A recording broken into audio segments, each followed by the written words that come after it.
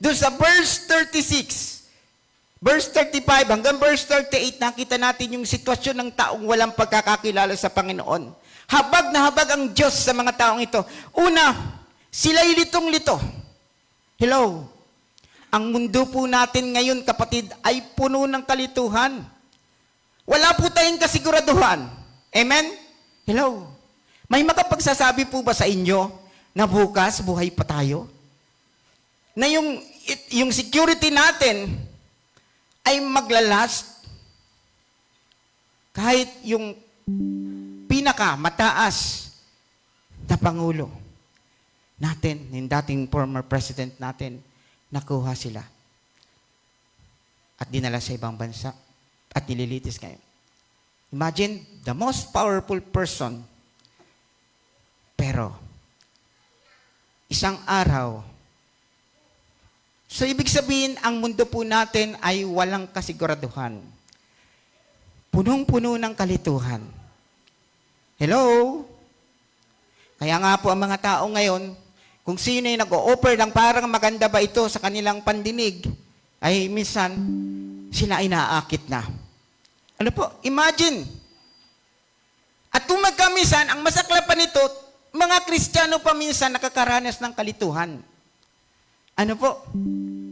Hindi lamang po mga non-Christian o mga hindi pa Kristiyano. Minsan, tayo minsan nakakaranas pa ng kalituhan. Pero ano pong sinabi doon ni Jesus? Siya ay nahabag. Naawa ang Diyos. Yung puso ni Kristo ay nahabag sa mga taong ito. Ano pa? Ikalawa, hindi nila alam ang kanilang gagawin. Ano po?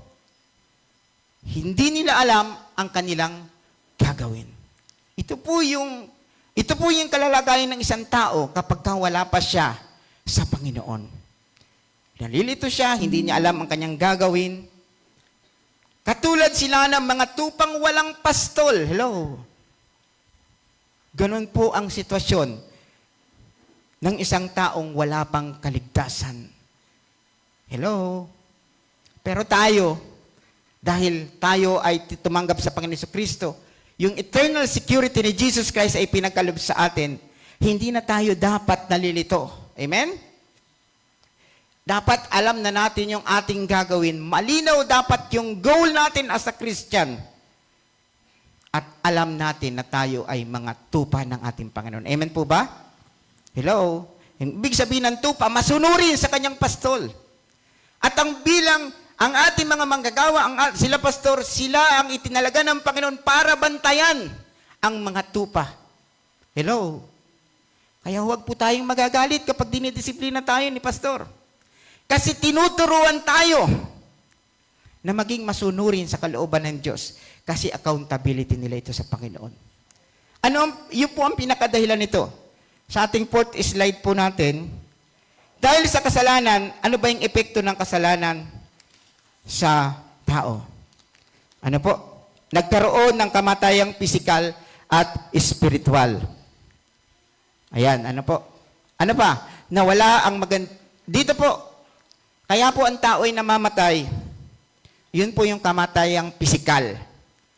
Hello? Kahit anong pagpapaganda ng katawan, susuko ang katawan natin kasi ang ating katawan po ay kontaminado ng kasalanan. Kaya po, ang karamdaman ay namuo sa atin. Because of our sins, even our physical body ay naapektuhan. Yung ikalawa po, yung physical, ay yung pong spiritual. Pag sinabi po ng spiritual, nakamatayin, ito po yung second death na tinatawag. Yung first death, yung unang kamatayan, hindi pa po ito yung pinaka-hopeless situation sa isang tao. Ang mamatay siya physically.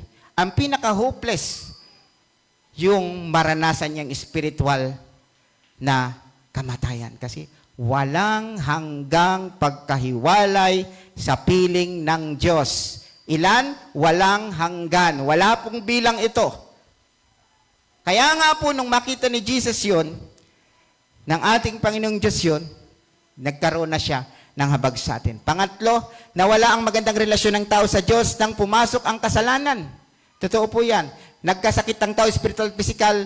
Pumasok ang sumpa ng kasalanan, ang kahirapan. Hello? Isa pa din po yan sa sumpa ng kasalanan na naranasan ng tao, yung poverty. Sabihin niya po natin,